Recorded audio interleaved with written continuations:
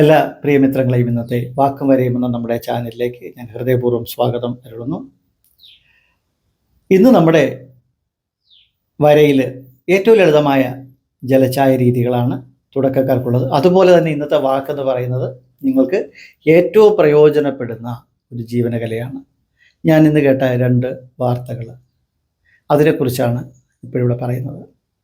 ഒന്ന്, സംഗീതജ്ഞനായ ഒരു നല്ല അധ്യാപകനായ നല്ല ഗൃഹസ്ഥനായ ആവോളം ശാരീരിക സൗഭാഗ്യങ്ങളൊക്കെ ഈശ്വരൻ കരിഞ്ഞ് അനുഗ്രഹിച്ചു തന്നു എന്ന് നമ്മൾ കരുതുന്ന സുന്ദരനായ ഒരു ചെറുപ്പക്കാരൻ്റെ ആത്മഹത്യ. അദ്ദേഹം പ്രശസ്തനാണ്. അങ്ങനെയുള്ള വാർത്തകൾ ഒരുപാട് നമ്മൾ കണ്ടു. അതുപോലെ തന്നെ ഒരു ചെറിയ കുട്ടി, അവനും 10 വയസ്സേ ഉള്ളൂ തോന്നുന്നു, വീട്ടിൽ വന്ന് ഒരു മുഴം കയറിൽ ജീവനൊടുക്കി.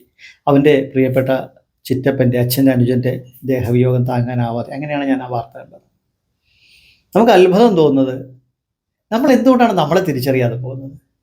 ഒരു മുഴം കയറിലോ ഒരു കുപ്പി വിഷത്തിലോ അല്ലെങ്കിൽ ഒരു റെയിൽവേ ട്രാക്കിലോ ഉടഞ്ഞു തീരേണ്ടതാണോ നമ്മൾ? നമുക്ക് നമ്മളെക്കുറിച്ച് ഒന്ന് ചിന്തിക്കാം ഈ നിമിഷത്തിൽ. 1-2 ഉദാഹരണങ്ങൾ പറയാം. നമ്മൾ ഒരു പ്രീമിയം കാറ് വാങ്ങി, ബെൻസോ BMW അല്ലെങ്കിൽ അതുപോലെയുള്ള നല്ല വില കൊടുത്തുള്ളത്. ഒരു പ്രീമിയം ഫോൺ വാങ്ങി, ഐഫോണോ S23 അൾട്രയോ S25 അൾട്രയോ അങ്ങനെയുള്ള പ്രീമിയം സെഗ്മെൻറ്റിലെ ഫോൺ വാങ്ങി. അല്ലെങ്കിൽ വളരെ വില കൂടിയ വസ്ത്രങ്ങൾ, വജ്ര സ്വർണ്ണ രത്ന ആഭരണങ്ങൾ ഒക്കെ വാങ്ങുമ്പോൾ നമ്മളതിനെ വളരെ കെയർ ചെയ്യും അല്ലേ? ഏറ്റവും പ്രീമിയം ബ്രാൻഡാണ്, അത് നഷ്ടപ്പെടാതെ, ഒന്ന് ഉരയാതെ, ഒന്ന് പൊട്ടാതെ ഇങ്ങനെ പൊതിഞ്ഞ് സൂക്ഷിക്കും. നമ്മളതിൽ അഭിമാനം കൊള്ളും, എൻ്റെ ഇരിക്കുന്ന ഇന്ന സാധനമാണ്. അതിൻ്റെ ഒരു ചെറിയ വക്ക് പൊട്ടിയാലോ ഒന്ന് ചളുങ്ങിയാലോ ഇത്ര നേരം കണ്ടില്ലെങ്കിലോ നമ്മൾ ആകെ വേവധുവാവും, വേവലാതി പോകും അല്ലേ? വേവലാതി കൊണ്ടിങ്ങനെ നമ്മൾ പരതി നടക്കും. അതിനൊക്കെ നമ്മൾ ഒരുപാട് വില കൊടുക്കും. പക്ഷേ നമ്മൾ അറിയാതെ പോകുന്ന ഒന്ന്, ഈ പ്രീമിയം ബ്രാൻഡുകളെ പ്രണയിക്കുന്ന ഞാൻ തന്നെയല്ലേ ഇവിടുത്തെ ഏറ്റവും പ്രീമിയമായ വസ്തു? പ്രപഞ്ചത്തിൻ്റെ ഏറ്റവും മനോഹരമായ ജന്മം ഞാൻ തന്നെയല്ലേ? ഒരു മനുഷ്യജന്മം ഇനി കിട്ടുമെന്ന് നമുക്ക് അറിയില്ല. ഈ നിമിഷങ്ങൾ നമ്മുടെ കയ്യിലില്ലേ? നമുക്ക് മറ്റു സകല ജീവജാലങ്ങൾ നോക്കുമ്പോഴും അതിൽ നിന്നൊക്കെ സാമാന്യ ബുദ്ധിയിലുപരി വിശേഷ ബുദ്ധിയും കഴിവും ആർജവുമുള്ള, പ്രണയമുള്ള, ചിരിക്കാൻ കഴിയുന്ന, ഓർത്തിരിക്കാനും പ്രതികരിക്കാനും ഒക്കെയുള്ള ഏറ്റവും മനോഹരമായ ഒരു അമൂല്യ ജന്മം നമ്മൾ തന്നെയല്ലേ? ഇതൊക്കെ ബാക്കിയൊക്കെ നമ്മൾ തേടുന്നതല്ലേ? നമ്മൾ പലപ്പോഴും നമ്മളെ അറിയാതെയും നമ്മളെ പ്രണയിക്കാതെയും നമ്മളെ ഇഷ്ടപ്പെടാതെയും പോകുമ്പോഴാണ് ബാഹ്യമായത് പലതും കിട്ടിയില്ലല്ലോ എന്നും നഷ്ടപ്പെട്ടുവല്ലോ എന്നും ഒക്കെ കരുതി പല കാരണങ്ങളുണ്ടാകും ഇതിനൊക്കെ നമ്മുടെ ജീവിതം ഇവിടെ അവസാനിപ്പിച്ച് മടങ്ങും. ഒരുപാട് പേരെ കരയിച്ചുകൊണ്ട്, ഒരുപാട് നൊന്ത് പിടഞ്ഞുകൊണ്ട് എന്താണ് നേടുന്നത്? ഇപ്പോൾ കരയുന്നവർ ചിന്തിക്കുന്നവർ നമ്മളെയൊക്കെ മറക്കും. ഈ പ്രകൃതിയിൽ, പ്രപഞ്ചത്തിൽ വീണ്ടും പുതിയ മഴകൾ വരും, പുതിയ പൂക്കൾ വരും, വീണ്ടും വെയിൽ വരും അല്ലേ? പ്രപഞ്ചം മാറിക്കൊണ്ടേയിരിക്കും അനുസ്യൂതം. നമ്മളിവിടെ നിൽക്കുന്ന ഈ നിമിഷമാണ് അമൂല്യമായിട്ടുള്ളത്. നമുക്ക് ഈ ജീവിതത്തെ ഇല്ലാതാക്കാൻ ഒരുപാട് കാരണങ്ങളുണ്ട്. പക്ഷെ ജീവിക്കാൻ ഒരൊറ്റ കാരണം ഉണ്ടാവണം: ദൃഢനിശ്ചയം, ആത്മബോധം, ആത്മസ്നേഹം. സ്വയം ഒന്ന് സ്നേഹിക്കുക. നമ്മളെ ജീവിക്കാൻ പ്രേരിപ്പിക്കുന്ന ഏറ്റവും അമൂല്യമായ ഒരു വസ്തുവിൻ്റെ പേരാണ് പ്രേമം, പ്രണയം. ഈ പ്രപഞ്ചത്തിലേക്ക്, ഈ ജീവിതത്തിലേക്ക് തുറക്കുന്ന വാതായനങ്ങളാണ് പ്രേമം, പ്രണയം എന്ന് പറയുന്നത്. നമുക്ക് പ്രണയിച്ചുകൂടെ? നമുക്ക് ഈ പ്രപഞ്ചത്തിൽ എത്ര പേരുണ്ട് നമ്മളെ പ്രണയിക്കുന്നത്, നമുക്ക് പ്രണയിക്കാനുള്ളവർ. അതിൽ മനുഷ്യരൂപികൾ തന്നെ ആവണമെന്നൊരു നിർബന്ധമില്ല. ഏറ്റവും എൻ്റെ അനുഭവത്തിൽ ഞാനൊക്കെ ഒറ്റപ്പെട്ടു പോയിന്ന് കരുതിയെടുത്തതെന്ന് എന്നെ തിരിച്ചു വിളിച്ചത് പ്രണയമാണ്. സകലതിനോട് പ്രണയമാണ് എനിക്ക്. ഏതെങ്കിലും ഒന്നിൽ ഞാനത് കേന്ദ്രീകരിച്ചിട്ടില്ല എന്ന് മാത്രം. വരയുണ്ട്, വാക്കുണ്ട്, പ്രപഞ്ചത്തിലെ കാഴ്ചകളുണ്ട്, എന്നെ സാന്ത്വനിപ്പിക്കുന്ന ഒരുപാട് കാര്യങ്ങൾ ചുറ്റുമുണ്ട്. പക്ഷെ അതൊന്നും സ്ഥിരമല്ല എന്ന് അറിഞ്ഞുകൊണ്ട് തന്നെയാണ് ഞാൻ പ്രണയിക്കുന്നത്. അവിടെയാണ് അടുത്ത പോയിന്റിലേക്ക് നമ്മൾ വരേണ്ടത്. നമ്മളെ ലൗകികമായി സന്തോഷിപ്പിക്കുന്ന, ബാഹ്യമായി സന്തോഷിപ്പിക്കുന്ന ഒരുപാട് കാര്യങ്ങൾ ഈ പ്രപഞ്ചത്തിലുണ്ട്. പക്ഷേ അതിലൊക്കെ നമ്മൾ ഒട്ടിപ്പിടിക്കുമ്പോഴാണ് നമുക്ക് ജീവിതം നൈരാശ്യത്തിലേക്ക് പോകുന്നത്.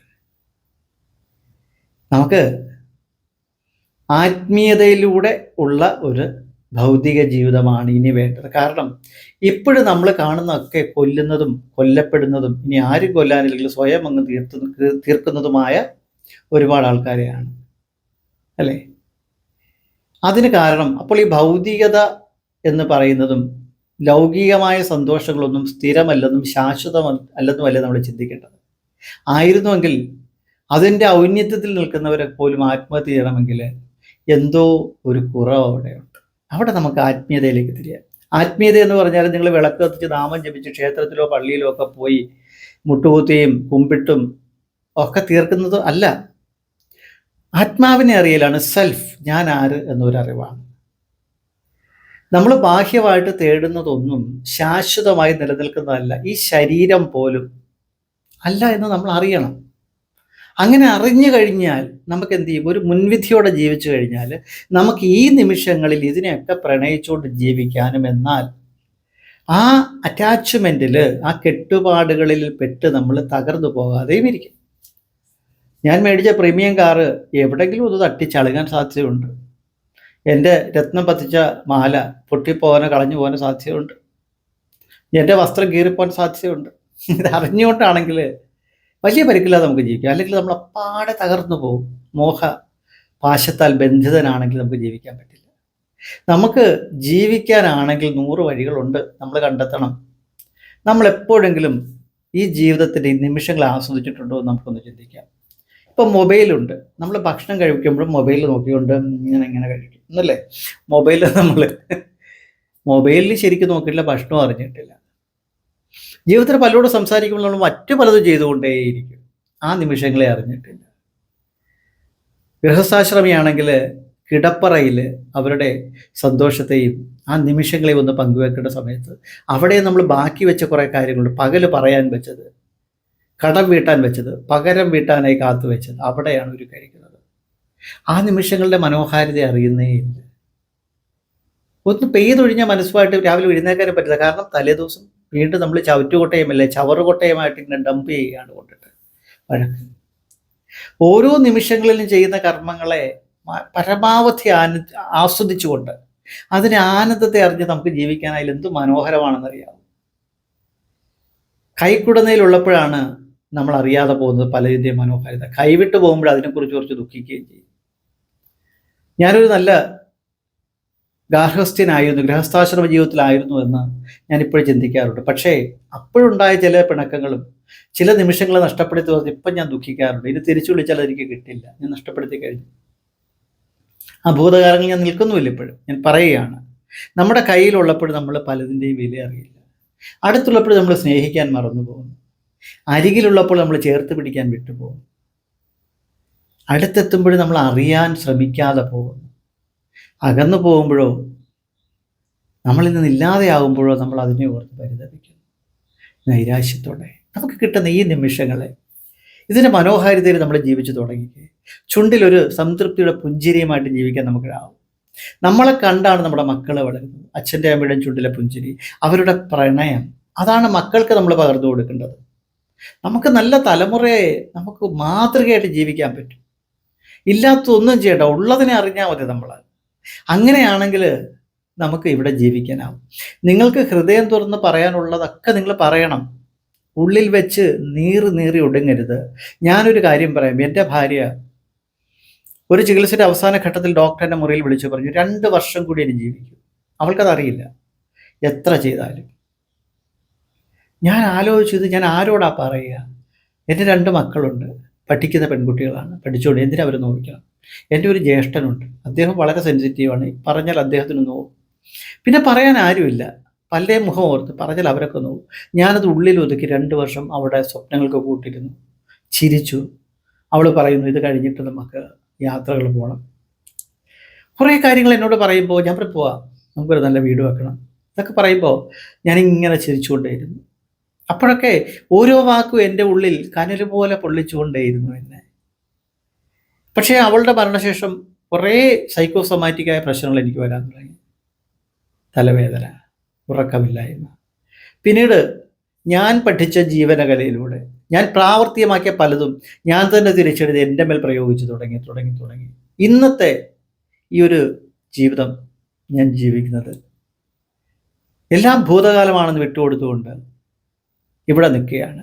ഇങ്ങനെ അപ്പോഴും ഞാൻ ഓർത്തു, ഞാനൊന്ന് ഒരാളോട് ഒന്ന് ചേർന്ന് ഇതൊക്കെ ഒന്ന് പറഞ്ഞിരുന്നെങ്കിൽ എനിക്ക് അത്രയും പ്രശ്നങ്ങൾ ഉണ്ടാകുമായിരുന്നില്ല. ഞാൻ കാണിച്ചത് തെറ്റായിരുന്നു എന്ന് ഞാൻ തിരിച്ചറിയുന്നുണ്ട്. നമുക്ക് പ്രിയപ്പെട്ട ചിലരോടെങ്കിലും നമ്മുടെ വ്യഥകളൊന്ന് പങ്കുവെക്കണം. ദുഃഖങ്ങൾ പങ്കുവെച്ചാൽ പകുതിയാവും.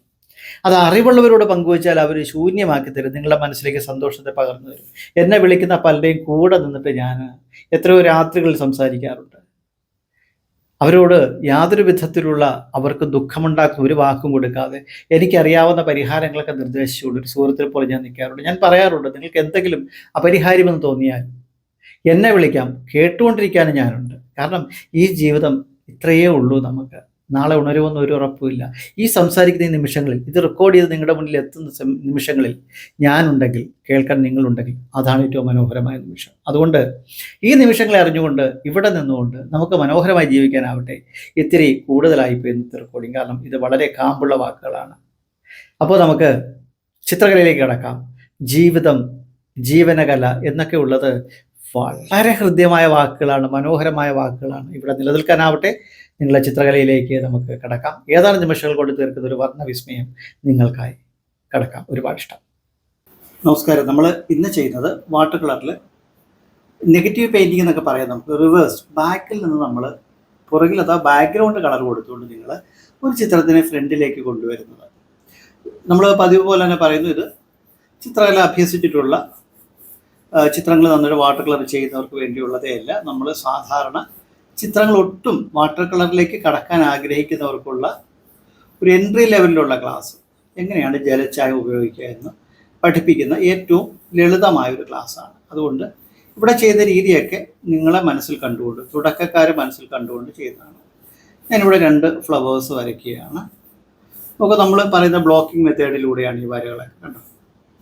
അപ്പോൾ ഇത് ഞാൻ പശ്ചാത്തലത്തിൽ നിന്ന്, ബാക്ക്ഗ്രൗണ്ടിൽ നിന്ന് നമ്മൾ ഈ ചിത്രത്തിനെ തെളിച്ചെടുക്കുന്ന ഒരു രീതിയാണ്. നോക്കുക, ഇവിടെ ഞാൻ ബ്ലോക്ക് ചെയ്തിട്ട് ഇങ്ങനെ വരയ്ക്കും. ഓരോ ഇതളുകളായിട്ട് ഞാൻ വരച്ചെടുക്കുകയാണ്.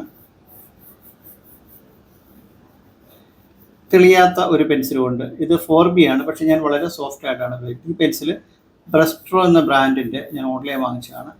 ഇതുപോലെ തന്നെയാണ് ഫേബർ കാസ്റ്റിലെ പെൻസിൽ നമുക്ക് വാങ്ങിക്കാൻ കിട്ടും. അത്ര വിലയില്ല, അത് നല്ല പെൻസിലാണ്. അതുപോലെ ആർട്ട് ലൈൻ്റെ പെൻസിലും സ്കെച്ചിങ്ങിന് ആർട്ടിസ്റ്റ്മാർ കൂടുതൽ ഉപയോഗിക്കുന്ന പെൻസിലാണ്. കണ്ടോ, ഒരു ഫ്ലവർ വരച്ചു. ഇവിടെ ഞാനൊരു ഷെയ്ഡ് കൊടുക്കണമെന്ന് വിചാരിക്കുന്നു. ഇവിടെയാണ്. ബാക്കിയൊക്കെ നമ്മൾ വാട്ടർ കളറിൽ നമുക്ക് ചെയ്ത് കാണിക്കാം. ഏറ്റവും കുറഞ്ഞ നിറങ്ങൾ, ഒപ്പം തന്നെ ഏറ്റവും ചെറിയ രീതിയിലുള്ള പഠനം. ഇത് നിങ്ങളെ ബ്രഷ് ഉപയോഗിക്കാനും ജലച്ചായം എങ്ങനെയാണ് നമ്മുടെ കൈകളിലേക്ക് കൊണ്ടുവരിക എന്നുള്ളത് പഠിക്കാനും ഒക്കെ വളരെ ഗുണകരമായി.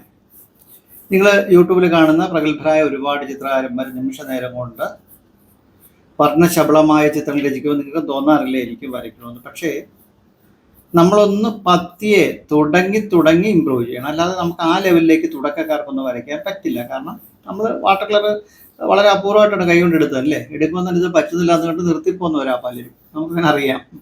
അതുകൊണ്ടാണ് പറയുന്നത്, അങ്ങനെ നമുക്ക് തുടങ്ങാൻ പറ്റില്ല. എത്ര വലിയ ചിത്രങ്ങൾ രചിക്കുന്നവരാണെങ്കിലും തുടക്കത്തിൽ ഇങ്ങനെയൊക്കെ തന്നെയാണ് പഠിച്ചത്. അതിനുശേഷമാണ് നമ്മൾ പ്രാക്ടീസിലൂടെ വന്നത്. അതുകൊണ്ട് നിങ്ങൾ ഒന്നുകൊണ്ടും ഭയപ്പെടേണ്ട, നിങ്ങൾ ജസ്റ്റ് അങ്ങോട്ട് വർക്ക് ചെയ്യുക. ഇപ്പം ഞാൻ ഈ ചെയ്ത കണ്ടു.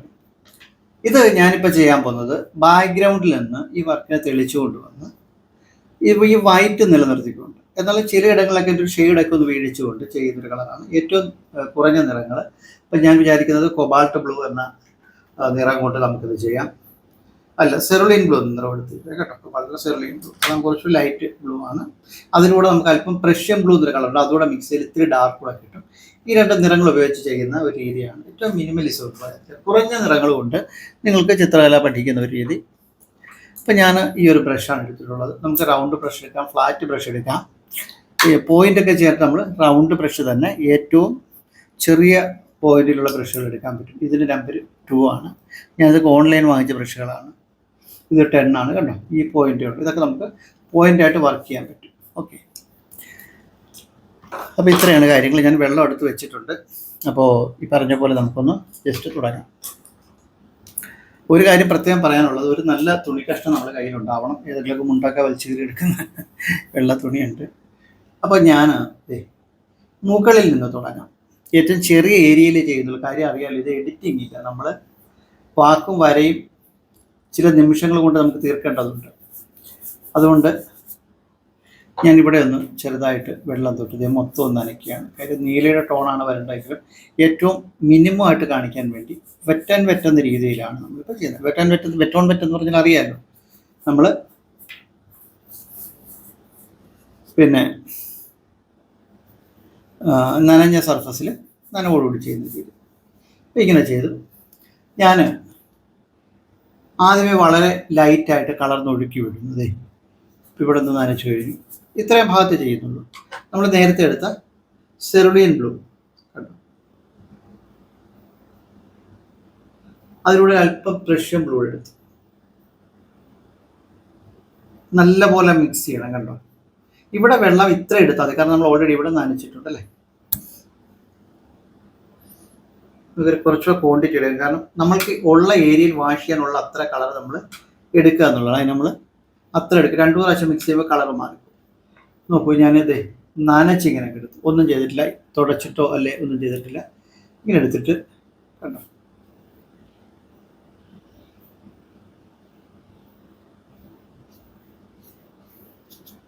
ഇതിലൂടെ ഇങ്ങനെ കടത്തിയിടുന്നതൊക്കെ ഇതിലൊരു ഷെയ്ഡ് വീഴുമ്പോൾ നമുക്ക് ഗുണം ചെയ്യാൻ വേണ്ടിയിട്ടാണ്. കണ്ടോ, ഞാൻ വേറെ എടുക്കുന്നില്ല, ഈ കളർ തന്നെ എടുക്കുകയാണ്.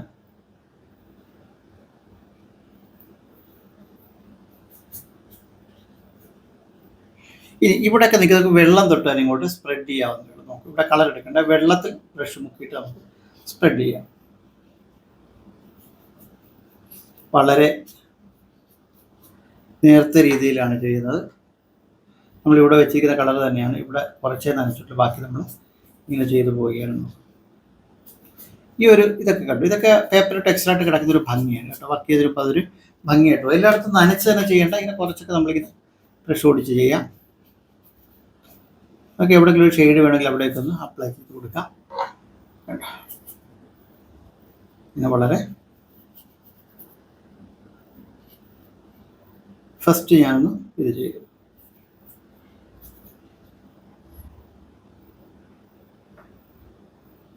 അപ്പോൾ നമ്മൾ ഇത്രയും ഭാഗം നമ്മളിവിടെ ഇങ്ങനെ ചെയ്തിട്ടുണ്ട്.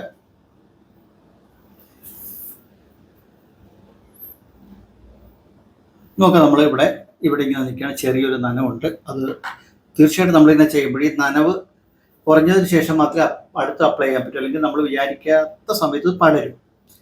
പടർത്തി ചെയ്യണമെങ്കിലാണ് നമ്മൾ നനവോടെ ചെയ്യേണ്ടത്.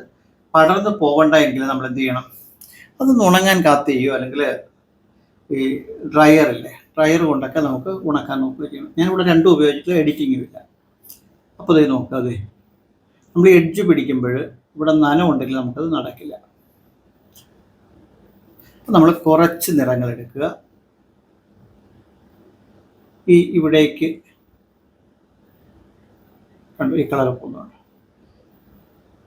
ഇത്തവണ ഞാൻ ചില ഏരിയയിൽ അതുപോലെ ഒരേ സ്വഭാവത്തിൽ വർക്ക് ചെയ്യുമ്പോൾ കുറച്ച് നേരം ഒന്ന് പോസ് ചെയ്തിട്ട് എങ്ങനെ പോസ് ചെയ്തതിൻ്റെ കാര്യം നമുക്ക് സമയം അധികം പോയിരിക്കാൻ വേണ്ടി, കാരണം വേറെ എഡിറ്റ് ചെയ്യുന്നില്ല. ഇപ്പോൾ നമ്മൾ പോസ് ചെയ്ത് വെച്ചിട്ട് ചെയ്യുമ്പോൾ നിങ്ങൾക്കത് ഗുണകരമായിരിക്കും, ഇവിടെ ഒരുപാട് സമയം പോവില്ല. നോക്കുക, ഞാൻ ഇവിടെ ഒന്ന് ലയിപ്പിക്കുന്നുണ്ട്. ഇത് ഞാൻ പറയുന്നത് നിങ്ങൾ തുടക്കക്കാർക്ക് സംശയമില്ലാതെ ചെയ്യാൻ പറ്റുന്ന ഒരു രീതിയെക്കുറിച്ചാണ് ഞാൻ ഈ പറയുന്നത്. ഇവിടെ വെള്ളം തൊട്ട് നമ്മളിങ്ങനെ ലയിപ്പിച്ച് പോയി കഴിഞ്ഞാൽ ഇത് പറ്റും. നമുക്ക് പാച്ചസ് ഒന്നും ഉണ്ടാവില്ല, പാടുകൾ വീടില്ല കേട്ടോ.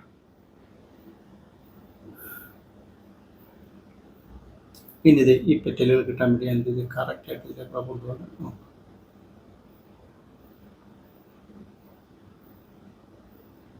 ഇനി കൈ ഇങ്ങനെ കൺട്രോൾ കിട്ടാത്തവർക്ക് ഇങ്ങനെ കൊണ്ടുപോകാം. കണ്ടോ,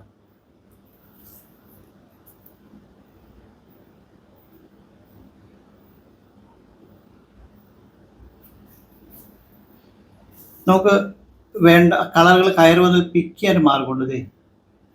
ബ്രഷിനെ ഡ്രൈ ആയിട്ട് എടുത്ത് നമുക്ക് കുറച്ച് കളറിനെ അവിടുന്ന് എടുത്ത് കളയാൻ കേട്ടോ, അവിടെ എടുക്കാം. ഡാർക്ക്നെസ് എടുക്കാം. ഇതിങ്ങനെ പറ്റുന്നതിൻ്റെ കാര്യം നമ്മൾ നനഞ്ഞ് വർക്ക് ചെയ്യുന്നതുകൊണ്ടാണ്. സൈഡൊക്കെ ഞാനിങ്ങനെ ഒഴുക്കി വിടുന്നു. എന്നാൽ കുറച്ച് പരിശീലിച്ചിട്ടുണ്ടെങ്കിൽ ആ സമയത്ത് തന്നെ ബ്രഷ് കൊണ്ട് തന്നെ സ്പ്രെഡ് ചെയ്ത് പോകാൻ പറ്റും നിങ്ങൾക്ക്.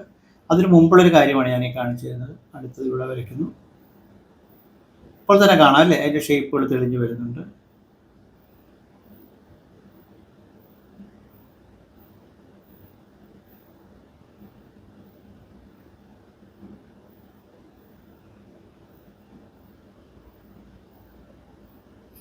ഈ വാട്ടർ കളർ നമ്മൾ ശ്രദ്ധിച്ചിരുന്ന് വളരെ സമയമെടുത്ത് നന്നായിട്ട് ചെയ്യുമ്പോഴാണ് അതിൻ്റെ ഒരു ഭംഗി എന്ന് പറയുന്നത്. അതുകൊണ്ടാണ് ഒരുപാട് വലിയ വർക്കുകളാണ്, വലിയ സമയമെടുത്ത് ചെയ്യുന്ന വർക്കുകളാണ് ആർട്ടിസ്റ്റുമാരൊക്കെ കാണിക്കുന്നത്.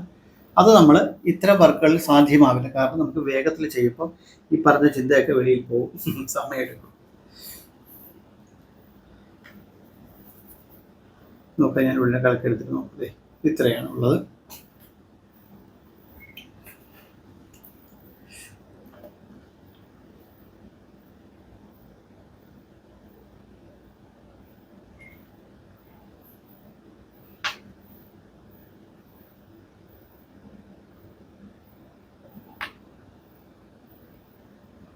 ഇത് നിങ്ങൾ ഈ വശത്ത് കണ്ടത്, ഇവിടെ ഈ തുമ്പത്തോട്ട് ഇത് ഇവിടെ നിങ്ങൾ ലയിപ്പിച്ചങ്ങ് പോവുക. അപ്പോൾ എന്ത് പറ്റും, പാടുകളില്ലാതെ ലയിച്ച് ദൂരേക്ക് പോകാൻ പറ്റും.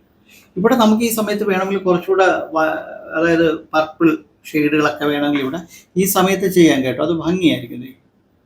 ഇതുണ്ട്, ഈ സമയത്ത് തന്നെ കളറുകൾ ആഡ് ചെയ്തൂടെ പോയി കഴിഞ്ഞാൽ അതൊക്കെ ഈ സമയത്ത് തന്നെ ബ്ലെൻഡ് ആയിപ്പോൾ നോക്കൂ.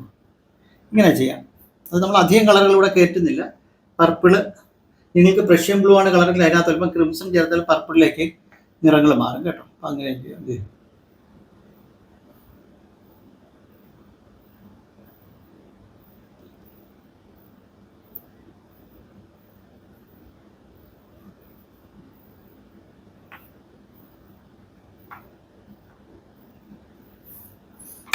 ഇവിടെ നമ്മൾ വെള്ളം തൊട്ട് ലയിപ്പിച്ച് പോകണം.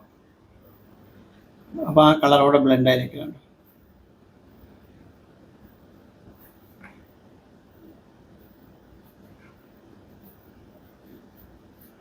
ഇവിടെ നമ്മൾ ഒന്ന് ശ്രദ്ധിച്ച് ചെയ്യുക, ഇലയുടെ ഭാഗമാണ്. ഇങ്ങോട്ട് കിടക്കുന്നതൊക്കെ നമുക്ക് ലയിപ്പിക്കാം, അല്ലെ അങ്ങനെ അങ്ങ് നിന്നോട്ടെ കേട്ടോ. അവിടെ ബോധറാവണ്ട, വാട്ടകളല്ലേ അങ്ങനെ അങ്ങ് നിൽക്കട്ടെ, പോട്ടെ. ഇത് ഉണങ്ങിക്കഴിഞ്ഞാൽ നമുക്കൊരു വർക്കുണ്ട്. അപ്പം ഞാൻ വിചാരിക്കുന്നത് കുറച്ച് സമയത്തൊന്ന് പോസ് ചെയ്യുക, അല്ലെങ്കിൽ കുറച്ച് സമയത്തേക്ക് വീഡിയോ ഓഫ് ചെയ്ത് വെച്ചിട്ട് ഉണങ്ങിയിട്ട് രണ്ടാമത് ചെയ്ത് ഒന്നിച്ച് ചെയ്ത് നിങ്ങളെ കാണിക്കുക, എഡിറ്റ് ചെയ്തിട്ട്. അല്ലാതെ നമുക്ക് ഈ വാട്ടറിൽ നനവോട് പറ്റിക്കഴിഞ്ഞാൽ പൂർണ്ണമായിട്ട് നിങ്ങൾക്കത് കാണാൻ പറ്റില്ല. ഇങ്ങനെ വേണ്ടി വന്നില്ല, ഒക്കെ നോക്കുകയാണ്. ചിലപ്പോൾ ഈ പറഞ്ഞ ഒറ്റ സ്ട്രെച്ചിൽ ചെയ്ത് പോകാൻ പറ്റുമെങ്കിൽ അങ്ങനെയും കാണിക്കാം. നിങ്ങൾക്കിത് മനസ്സിലായാൽ മതി.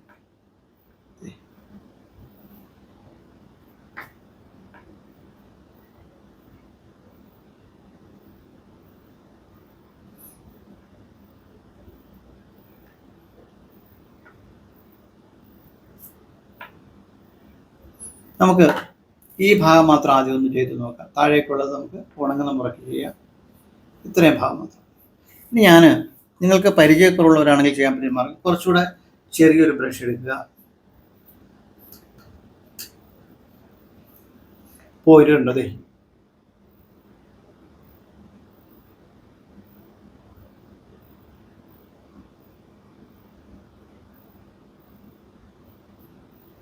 ഇങ്ങനെ ചെയ്യാൻ പറ്റും കണ്ടോ. വേണമെങ്കിൽ ഇത് ഈ പോയിന്റ് ഇതിൻ്റെ മുകളിലേക്ക് കൊണ്ടുപോകാം. നമുക്ക് മറ്റേ കുറച്ച് ഷെയ്ഡിൽ കൊടുക്കാം. ഇങ്ങനെ നമുക്ക് ചെയ്യാം.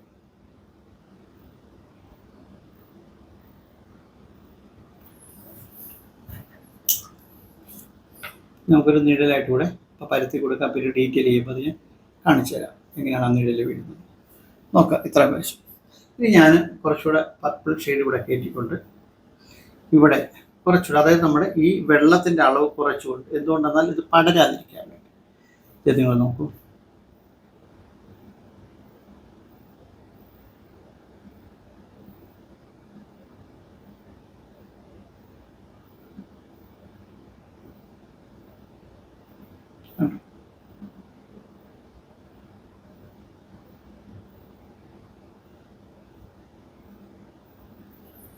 അവിടെ ആ ഭംഗി വന്നുകൊണ്ട് കറക്റ്റായിട്ട് ആ പാടവിടെ കൃത്യമായിട്ട് വന്നുകൊണ്ട്.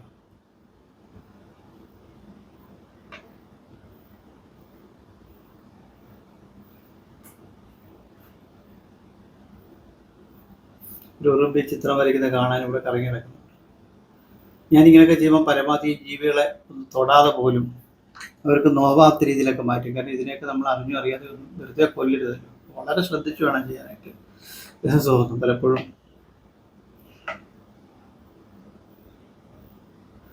നമ്മൾ ആവശ്യമില്ലാതെ ഏതെങ്കിലും ഒരു ജീവിയെ നമ്മുടെ കൈ കൊണ്ട് കൊല്ലേണ്ടി വരാതിരിക്കണം എന്നാണ് ഞാൻ ഓരോ ദിവസവും ആലോചിക്കുന്നത്. ചെറിയ ജീവിയെ പോലും അനുകമ്പ ദശകം രചിക്കുമ്പോൾ ശ്രീനാരായണ ഗുരുദേവൻ എഴുതിയിട്ടുള്ള ഒരു പീഠ ഉറുമ്പിനും വരുത്തിടലെന്ന് ഉള്ള ഒരു അനുകമ്പ എന്നിൽ നിറയണം ഭഗവാൻ എന്ന് പറയുന്നുണ്ട്. അതൊരു അറിവാണ്. നമ്മൾ പലപ്പോഴും ഈ പ്രപഞ്ചത്തിൽ ജീവിക്കുന്നവർ അവരുടെ വിചാരം ഇത് മുഴുവൻ എനിക്ക് പതിച്ചു കിട്ടിയതിനോ മറ്റൊന്നിനും ഇവിടെ ജീവിക്കേണ്ട, ഇതെല്ലാം എനിക്കുള്ള, എല്ലാം മനുഷ്യനുള്ളതാണ് പറയുകയും ചെയ്യും. പ്രപഞ്ചത്തെ കൂടുതൽ നശിപ്പിക്കുന്നതും മറ്റുള്ളവരെ ദുഃഖിപ്പിക്കുന്നതും കൂടുതൽ മനുഷ്യർ തന്നെയാണ്. പക്ഷെ നമ്മളതിന് നമ്മുടെ ഈഗോ അത് അംഗീകരിച്ചു കൊടുക്കില്ലല്ലേ? സത്യമല്ലേ? അങ്ങനെയൊക്കെ ഉണ്ട്. അതിനർത്ഥം ലോകത്തുള്ള എല്ലാവരും മോശക്കാരനൊന്നുമല്ല. പക്ഷെ നമ്മൾ കൂടുതൽ ശുദ്ധരാവേണ്ടിയിരിക്കുന്നു പലപ്പോഴും തോന്നും.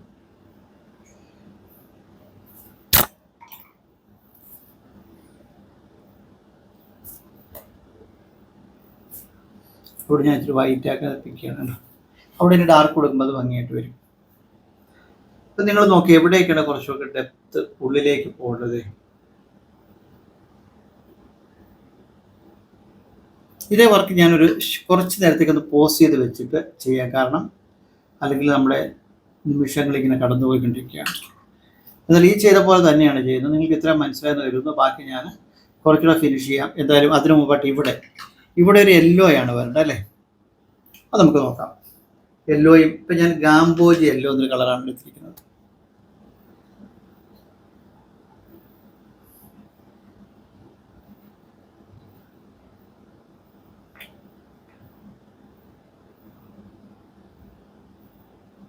ഉണ്ടോ? ഗാംബോജി യെല്ലോ.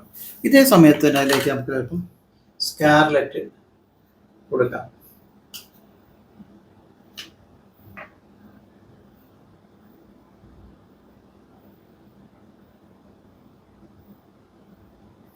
ഇവിടെ തന്നെ ഞാനിപ്പം ബേൺസിനെ കൂടെ കൊടുക്കാം. കുറച്ചുകൂടെ ഡാർക്ക് കിട്ടാൻ പറ്റും. അതായത് ഇവിടെ ഒരു നിഴൽ ഭാവം കാണുന്നത് ആ റഫായിട്ട് അങ്ങ് നിന്നോട്ടെ. ഉണ്ടോ? അതോടെ നിൽക്കട്ടെ. അപ്പം ഞാൻ ഇത്രയും പോസ്റ്റ് ബാക്കി ഒന്ന് ടച്ചപ്പ് ചെയ്യാം. കാരണം ഇവിടെയൊക്കെ ഡാർക്ക് കാരണം നമ്മുടെ സമയം കൂടുതൽ പോവുകയാണ്. ഈ ഫ്ലവർ കൂടെ കാണിക്കേണ്ടതുകൊണ്ട് ഇത്തിരി നേരം ഒന്ന് പോസ് ചെയ്ത് വെച്ചിട്ട് വർക്ക് ചെയ്യാം. കണ്ടോ? ഞാനൊരു ചെറിയ ഒരു പെറ്റൽസിന് ചെറിയൊരു ഷെയ്ഡൊക്കെ ഇവിടെ കൊടുത്ത് ഇവരെ ഇങ്ങനെ ആക്കിയിട്ടുണ്ട്. നോക്കുക. ഇനി കൂടുതൽ ഷെയ്ഡൊക്കെ നമുക്ക് കൊടുക്കാം. പക്ഷെ നമ്മളിവിടെ വളരെ എളുപ്പം നിങ്ങളെ പഠിപ്പിക്കേണ്ടത് കൊണ്ട് മാത്രമാണ് ഇങ്ങനെ ചെയ്തു പോകുന്നത്. ഇത് നമുക്കൊരു അല്പം കൂടെ എളുപ്പം ചെയ്യാം. ഇപ്പം മുകളിൽ നിങ്ങൾ ചെയ്ത് മനസ്സിലായത് കൊണ്ട് ഞാൻ കുറച്ചുകൂടെ വേഗത്തിൽ കാണിക്കാം.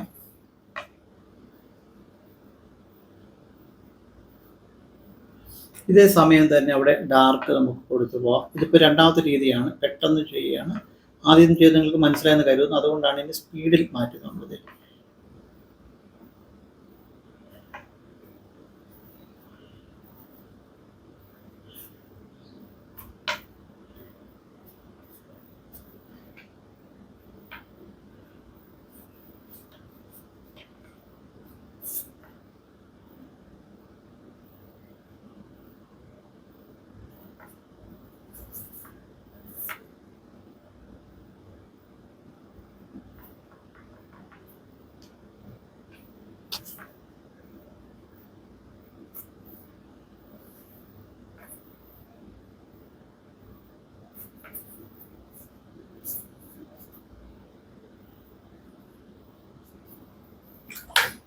ഇവിടെ ഒരു ഇലയുടെ പോർഷനാണ്.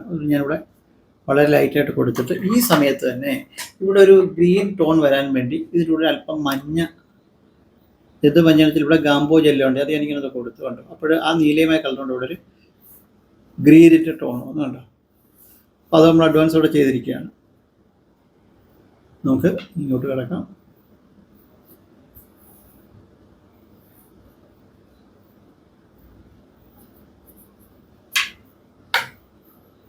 ഇവിടെയൊക്കെ ഒരു പച്ചയുടെ ഒരു ചെറിയ ടോൺ കൊടുത്തതിൽ ഭംഗിയാണ്. കാരണം ഇവിടെ ഇല കൂടെ വരുന്നത് കൊണ്ട് നമുക്ക്, കാരണം ഇവിടെ ഡ്രൈ ആയിട്ട് അങ്ങ് പോട്ടെ കേട്ടോ. അങ്ങനെ കിടക്കട്ടെ. വലിയ കാര്യം വെച്ചാൽ നമ്മൾ ഓരോ ചിത്രകാരനും അവരുടെ ഒരു ശൈലി എപ്പോഴും ഉണ്ട്. അതുകൊണ്ട് ഇപ്പോൾ ഞാൻ ചെയ്യുന്നതിൻ്റെ കളർ ടോണുകളോ ഒന്നുമല്ല നിങ്ങൾ എടുക്കേണ്ടത്. നിങ്ങളുടെ രീതിയിലാണ് എപ്പോഴും ചിത്രം വരയ്ക്കേണ്ടത്.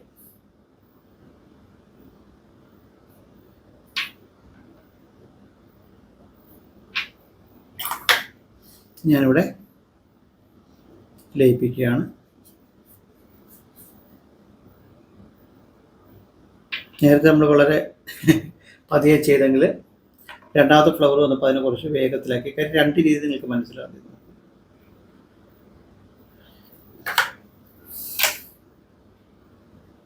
ഇവിടെയൊക്കെ വെള്ളം തൊട്ടാണ് ചെയ്യുന്നത് കേട്ടോ. ഇവിടെ ഡാർക്ക് കഴിഞ്ഞാൽ പിന്നെ നമ്മൾ വെള്ളത്തിൽ വെച്ച് വർക്ക് ചെയ്യുന്നു.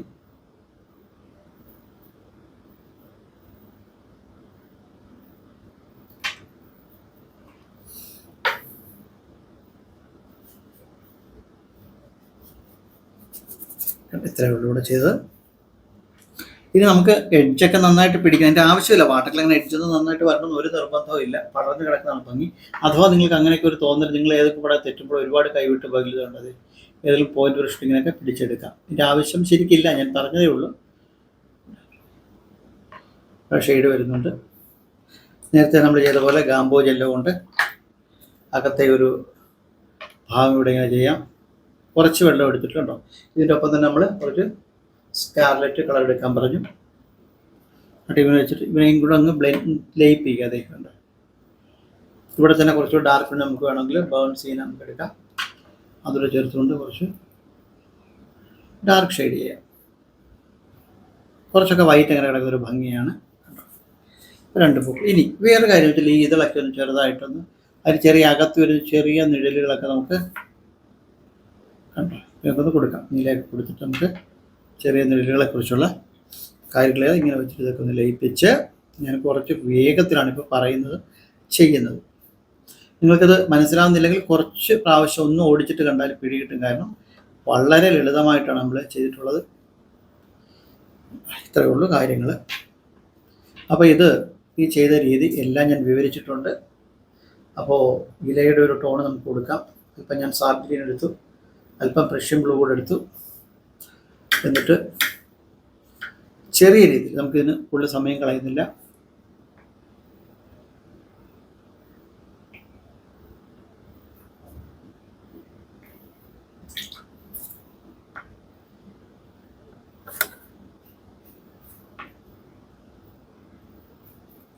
ഡാർക്കിലേക്ക് പോയി കണ്ടോ. അല്പം ഞാൻ ഡാർക്ക്, അതായത് ഏത് കളറാണ് ഇവിടെ വന്ന dark blue, sorry purple colour നമ്മൾ പെട്ടെന്ന് പേര് പർപ്പിൾ എടുത്തിട്ട് അവിടെ ഒന്ന് ഡാർക്ക് കൊടുത്തപ്പോൾ ആ ഇല അപ്പുറത്തായി. ഇത് ഇനി ഇവിടെ ഇലയുണ്ട്, ഒക്കെ ഇങ്ങോട്ട് വന്നു. ഇങ്ങനെയൊക്കെ നോക്കി ഇതൊക്കെ ചെയ്ത് കഴിഞ്ഞാൽ വേറെ ലെവലിലേക്ക് ചിത്രങ്ങൾ പോവുകയും നിങ്ങൾക്ക് പഠിക്കാനായിട്ട് ഇപ്പം സാധിക്കുകയില്ല, സംശയം തോന്നുന്നു. അതുകൊണ്ടാണ് ഞാൻ അത്ര ദുർഗ്രാഹ്യങ്ങളായ പാഠങ്ങളിലേക്ക് പോകാത്തത്, ഏറ്റവും സിമ്പിളായിട്ട് ഇവിടെ ചെയ്യുന്നത്. അപ്പോൾ നിങ്ങൾക്ക് ഇത് അത്യാവശ്യം പഠിക്കാൻ സാധിച്ചു എന്ന് കരുതുന്നു. ആദ്യത്തെ ഒരു വാഷിങ് നിങ്ങളെല്ലാവരും ചെയ്യുക. ഇവിടെ തണ്ടൊക്കെ വരയ്ക്കണം കേട്ടോ. അതിനുള്ള സമയമൊക്കെ നമുക്ക്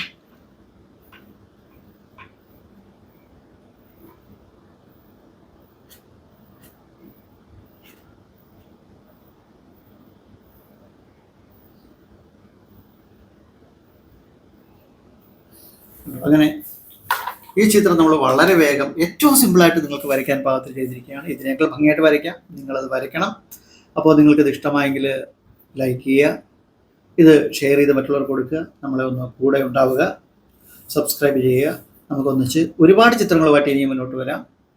അപ്പോൾ ആഴ്ചയിൽ 2 ദിവസം ചിത്രകലയും 2 ദിവസം പ്യൂർ മോട്ടിവേഷൻ ക്ലാസ്സും ജീവനകലയുമായിട്ട് ബന്ധപ്പെട്ട് പോകണമെന്നാണ് ആഗ്രഹിക്കുന്നത്. നിങ്ങളുടെ അനുഗ്രഹവും പ്രാർത്ഥനയും ഉണ്ടാവണം. ഒരുപാട് ഇഷ്ടം.